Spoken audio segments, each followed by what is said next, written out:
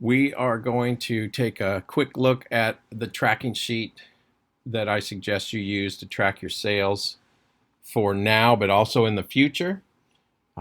What's going on with the current issue for each ad and the disposition of each ad, and then how to keep track of potential sales that are in the future. Sometimes you'll walk into an account and they will say, hey, I'm not into it now, but come back and see me in 3 months. How do I make sure that I come back in 3 months? This sheet will do that. So what I've got here set up, and I've used this for basically 16 years, I suggest that you use something like this or something similar. I get everybody has their own system. This is what has kept me online for quite a long time. So I have month 2022 up here. I am going to act like this is the May 2022 issue for the purposes of this video. So I got May 2021 sales, my May goal for 2022, my current sales to go means how far I have to go to reach my goal, plus or minus my goal in this line, and then plus or minus last year in this line. Here's all my color coding right here to keep track of where I am with every single ad. And then all the ads are here. So this is just a working sheet that is just kind of random. You'll see 2015 sales in here. Don't worry about that. It's just for an example here and how this all works. So just some stuff that you're looking at. Anything blue is going to be created. I have on a tab right next to it a sheet for all of my ads that I'm creating so I can keep track of each ad I'm creating. I'll go back to that in a second.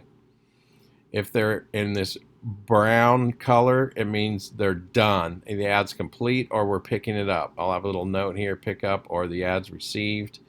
Normally I would have a date and a response here as well.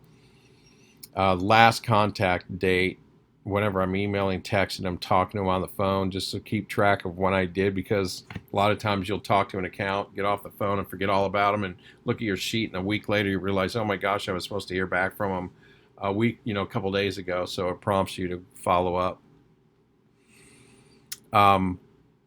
The rest of these, at this point, what you'd be looking at is me not yet contacting everybody about their ads, because it's all in white. So as I would get a hold of Bowers Carpet Care here. I'm creating their ad. So on March 25th, I'd get a hold of Gary at Bowers and say, Gary, time to put your ad together. Probably an email. So I would mark it email contact with yellow. Next one, go down, Steve, or CNC Properties. Do that. There we go. And then just go down the line here and email each one of them about their disposition of their ads, and then keep track of them with these color codes. So by the end of the day, on the 25th of March, all of this should be colored in, because I've contacted everybody on that day about what is going on. And let them know if they're submitting their ad, remind them. If we're creating it, get me your stuff, and then share the deadlines with them. Down here is a list of people that I'm working on. Who have I been talking to? Who's in my pipeline? And where I am with each one, when I've contacted them last, what kind of response I got, the size ad I'm anticipating with the dollar amount that I'm anticipating. Nothing here is booked. If it is booked, let's say Reading Kia decided to go. I talked to Billy. He said, yep, we're doing a full page. I would take this, cut it out, and move it up here to Reading Kia in alphabetical order, if you can remember how to do that. And then let's say Billy's going to turn it in, and I would take that and highlight it in this yellow and deal there, and then put submitting ad on April 5th. So I have an idea here, and let's just say it was 3/27 that I contacted him. Now, the other thing too is if I haven't gotten into Magazine Manager yet, I'll do this and mark it with the green so I remember anything here needs to go in to Magazine Manager really by the, let's just say the 4th of the month, because usually Rhonda prints out her Magazine Manager production sheet on the 5th.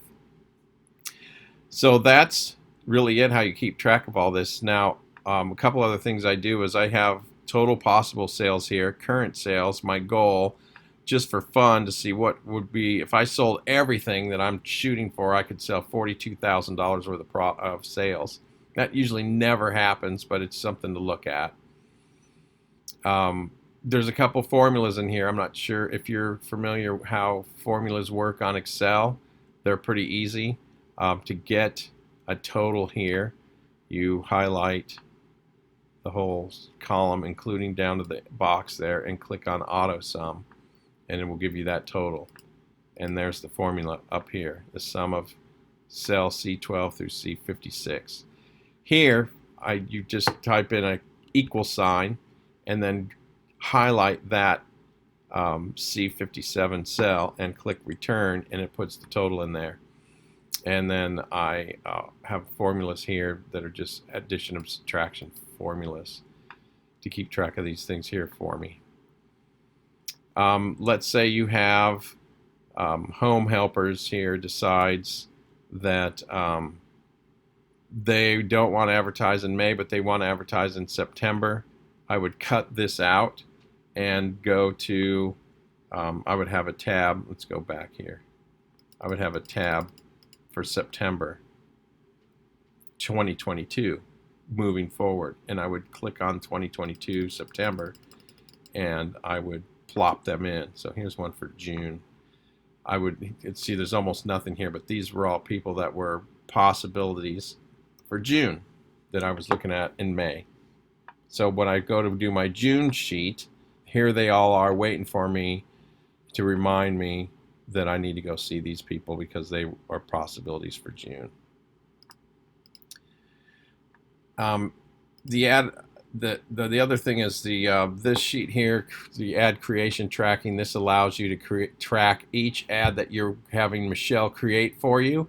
So what I do is I have a few color codes. One is if I've gotten ad direction from them, I will give a little yellow right here to remind me that, okay, I've got it. Dandelion, I've got the flyer that they give me, so I can go ahead and create the ad. Then when it's time to actually put an email together with ad direction for Michelle, and once I send it, I'll highlight this and color code it into the blue, and then put, 4-1 is when I gave the ad direction to graphic artist or the account. If there's notes, I would put those here. Then when Michelle sends me a proof back and I send the proof to Dandelion, I will rechange this to green, change the date. Okay, I got it. I sent it to them on 4/2. So now looking at this, I know that Linda at Dandelion has it because it's in green and she's proofing it. Once she says okay and approves it, I'll go back to Dandelion and highlight them as right here, add complete or picked up, and then I'll go back over here and yank this off my sheet. So the goal here is to have this completely empty and have all of these moved over to here with this brown. And then your goal at the end of every issue is to turn it to looking like, let's see here, this. All of your ads are done when you know they're all, you've color-coded them done here. Everything's finished. You don't have anything else to worry about with your ads. That's your goal by the end of the month. So this shows a lot of activity that needs to still be done. So that's it. I highly recommend you do that. And isn't it? One more thing. In order to create this sheet, you'll need to run a sales report in Magazine Manager for the month of May 2022, and it will give you all of your sales and the accounts that are already booked, and you use that information to create this form here.